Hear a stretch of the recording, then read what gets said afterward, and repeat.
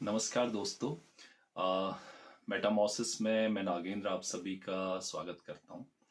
और आज इस वीडियो को बनाने का मुख्य उद्देश्य ये है कि आप सभी को ये इन्फॉर्म करना है कि नागेंद्राज मेटामॉर्सिस ने उत्तराखंड एलटी के अंदर जो एग्ज़ाम हुआ था उसमें 51 प्लस सीट लेके एक रिकॉर्ड कायम किया है।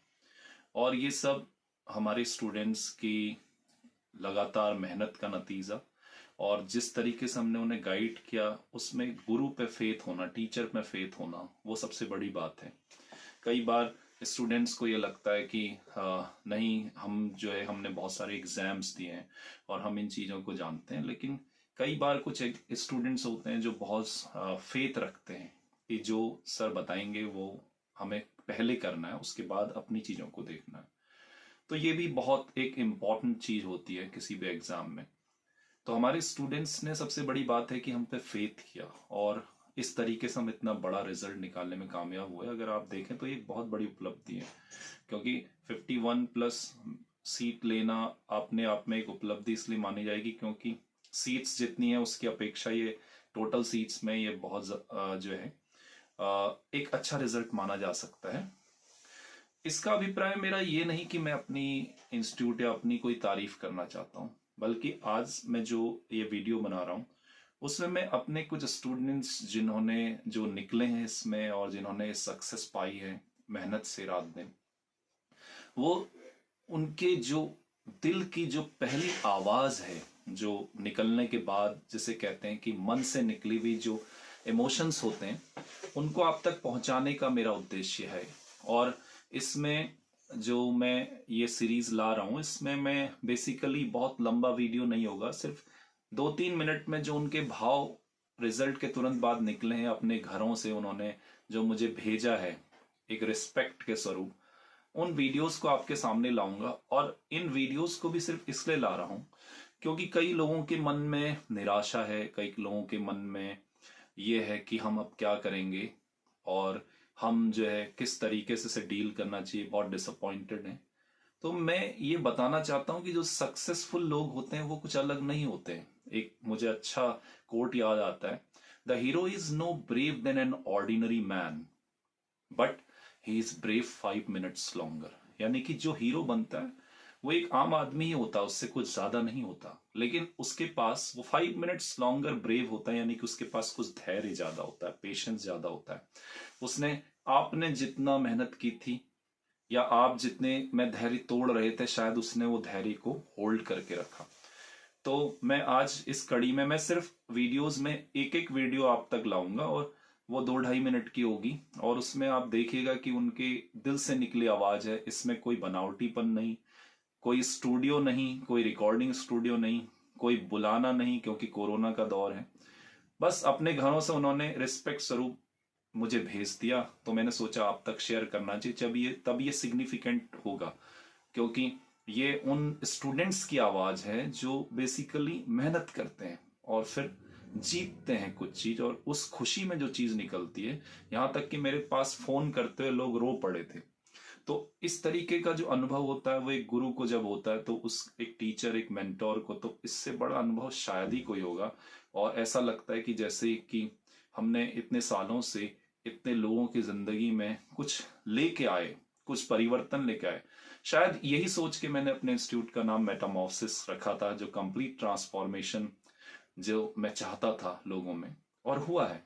तो मैं जब भी उन लोगों को लाऊंगा तो उनके बारे में एक हल्की सी डिटेलिंग आपको दूंगा।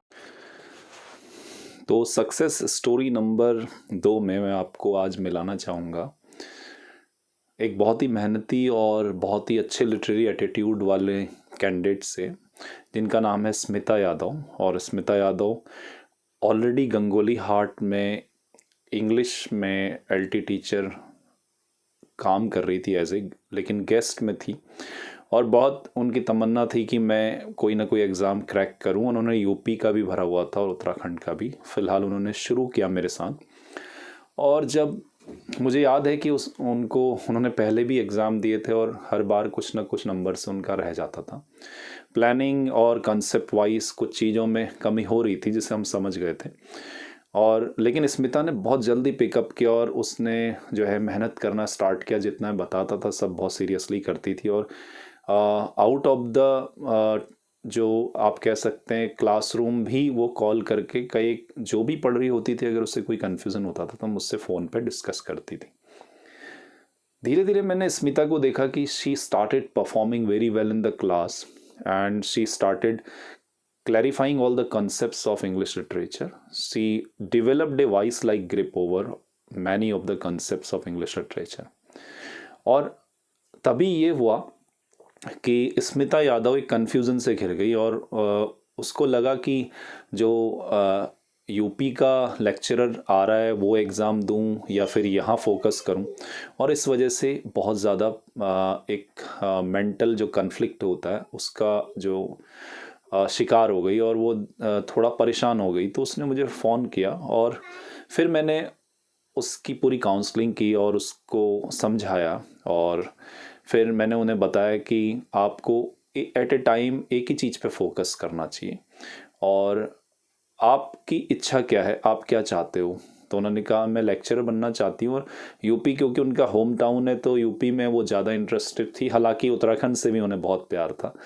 और सबसे बड़ी बात ये थी कि स्मिता के कुछ और पहलुओं को मैंने जाना तो बहुत अच्छा लगा। वो बहुत अच्छी पोइटस कह सकते हैं, हिंदी में बहुत अच्छी पोइट्री करती हैं, और एक पोइट्री होती है शौकिया लेकिन एक होती है डीप, तो वो एक अच्छी पोइट्री करती हैं मुझे लगता है, और वो ये उनका असेट भी है उनकी पर्सनालिटी का जो आगे उनके लिए अच्छा होगा जिसे वो और ग्रूम करें। तो खैर स्मिता ने सलाह मानी और वो जुट गई लेक्चरर में।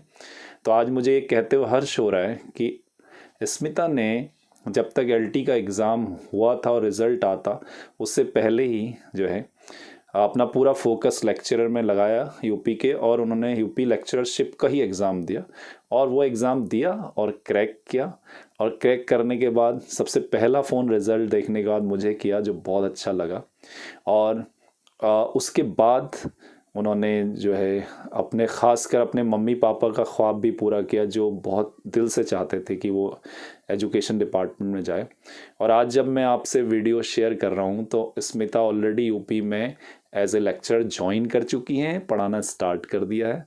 और जो वीडियो उन्होंने मेरे लिए भेजा है, अपनी क्लासरूम से भेजा है, मुझे बहुत अच्छा लगा, और मैं ला रहा हूँ आपके सामने स्मिता के क्लासरूम से उनके भाव मेटामॉर्फोसिस के लिए। तो चलते हैं, मिलते हैं स्मिता यादव से। Today here I am to pay my best regards to Metamorphosis and Nagendra Gangola sir. By God grace and by the blessings of my elders and my teachers, I am selected as a lecturer in English, and I was very fortunate. I got a mentor, a guide and a motivator like sir, and I'm very thankful from the bottom of my heart. Whatever I've learned from him, whatever he has taught me, and especially I want to quote about the literary terms. Sir, the way you have taught us the literary terms, I never learned these things from anyone. And if I talk about the grammar, the concept wise, as the concept wise you have taught us, it was really very unique experience to learn grammar from you. I'm really very thankful. And at last, to conclude my word, I just want to say, for all the strugglers and all the aspirants, रख हौसला वो मंजर भी आएगा, रख हौसला वो मंजर भी आएगा, प्यासे के पास चलकर समंदर भी आएगा, प्यासे के पास चलकर समंदर भी आएगा।